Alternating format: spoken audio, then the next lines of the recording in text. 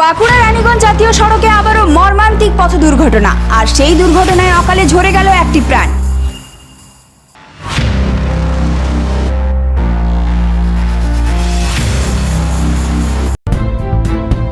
নমস্কার বন্ধুরা, আপনারা দেখছেন voice of Bankura, presented by J3S institute, বাঁকুড়ার অন্যতম নির্ভরযোগ্য স্পোকেন ইংলিশ একাডেমি।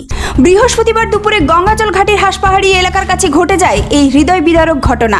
স্থানীয় সূত্রে জানা গিয়েছে, একটি 4 চাকার গাড়ি এবং একটি মোটর বাইকের মুখোমুখি সংঘর্ষ হয়।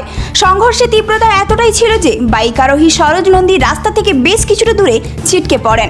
দুর্ঘটনার অভিঘাতে দুমড়ে মুচড়ে যায় বাইকটি। ঘটনাস্থলে উপস্থিত স্থানীয় মানুষজন দ্রুত উদ্ধার কাজে এগিয়ে আসেন এবং খবর দেওয়া হয় গঙ্গাজল ঘাটি থানার পুলিশকে।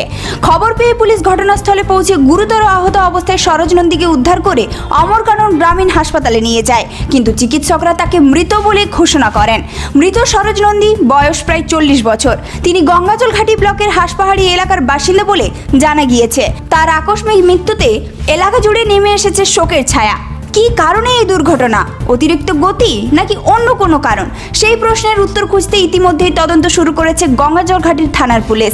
পথ দুর্ঘটনা রুখতে বারবার সচেতনতার বার্তা দেওয়া হলেও একের পর এক দুর্ঘটনা আবারও তুলে ধরছে নিরাপদে গাড়ি চালানোর গুরুত্ব। এই ধরনের গুরুত্বপূর্ণ খবর সবার আগে পেতে আমাদের চ্যানেলটি সাবস্ক্রাইব করুন আর ভিডিওটি শেয়ার করতে ভুলবেন না। আপনার মতামত কমেন্টে জানান আর লাইক শেয়ার করে ভয়েস অফ বাঁকুড়ার পাশে থাকুন।